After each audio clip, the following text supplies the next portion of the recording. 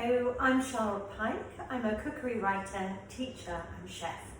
I'm going to make a vegan bean chili now, which is a fantastic main dish which can be served with baked potatoes, rice, you name it. It is delicious and really, really easy to make. I'll start first of all with an onion, and I'm going to cut it in half from top to bottom and peel it. So the first thing is prepare onion and garlic and get that cooking while we sort the other ingredients out. And really this is a sort of 20-minute start to finish chili to make, which is really, really easy, quick and straightforward. You just need one pan.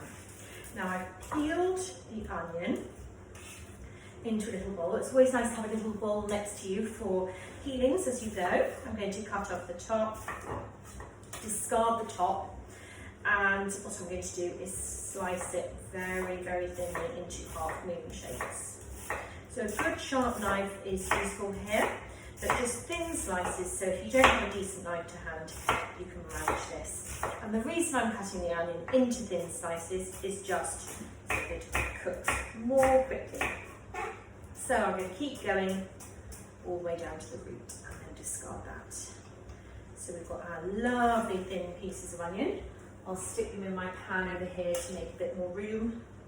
On the board, it always helps if you put a bit more space when you're cutting, so that you're not working around other bits and pieces on the board, and you can really focus on cutting whatever it is you're preparing with your full attention. So let's just continue right up to the root, waste not, want not, getting all of the onion off. There we are. So again, I'll put that into my pan. So over here I have a medium-sized saucepan, and into that I've put a good tablespoon of olive oil. If you don't have olive oil, you can use sunflower oil, vegetable oil, even coconut oil, whatever you've got, that is fine. With the onion in, and I'm going to stick that over a medium heat. I'm going to give that a really quick stir around, and we'll start frying off the onion. Now, whilst the onion's frying, I'm going to prepare some garlic, and I want 3 cloves of garlic here. So I'm going to just separate the cloves, give them a little crush using the knife. You can, if you have a small knife that isn't as big as this, then you can just peel the skins off straight away. Sometimes crushing them first makes it easier to release the skins, but there's always a way around it if you don't have the same equipment as me. So the skins need to come off, and then I'm going to cut off the woody base of the clove, which is where the clove attaches to the bowl, which is a bit hard, so I always like to get rid of those first. And then I've got my peeled clove of garlic. Now you can put it in the garlic press by squeezing, or you can roughly chop, however is most comfortable for you. You don't need to have the garlic into a paste. If you don't have a garlic crusher, it's absolutely fine to just chop it up using a knife. There we are, a bit more. I can hear my onions sizzling, so let's just check on those, give those a little stir. They're starting to smell really nice and fragrant now. And then I'll just chop the garlic up a bit further using my knife, like so. That looks pretty good to me. So let's bring it all together and pop it into the pan with the onion.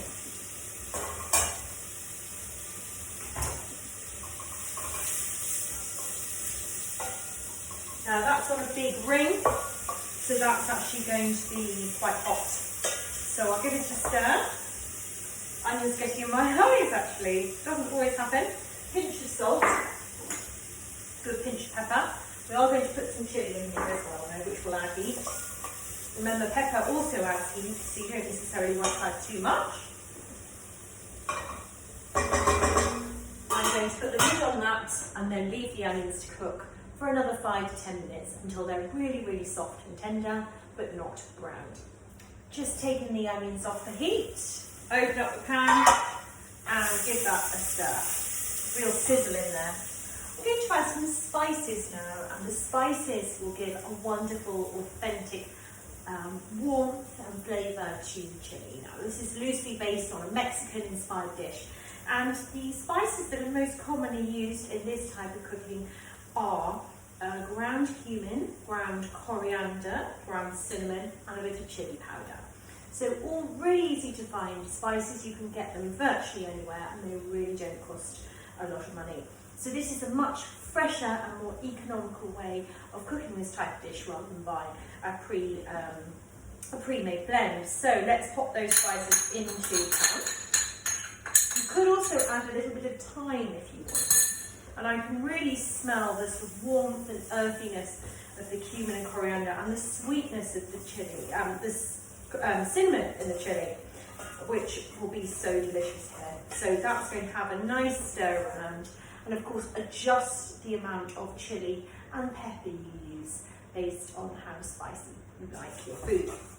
And in fact, if you're making this for family, for example, and you have some members who will like a bit of heat and some who won't, then you can also serve maybe some chili flakes or sliced fresh chili, or even some hot sauce at the table as well to go on. So make it without, and then build the flavours at the table. So I'll stir that together, and the heat of the pan will actually cook the spices through for just 30 seconds to take that raw edge off. Next, I'm going to add some kidney beans. Now I'm putting 2 400-gram tins of kidney beans in here. Now you could either use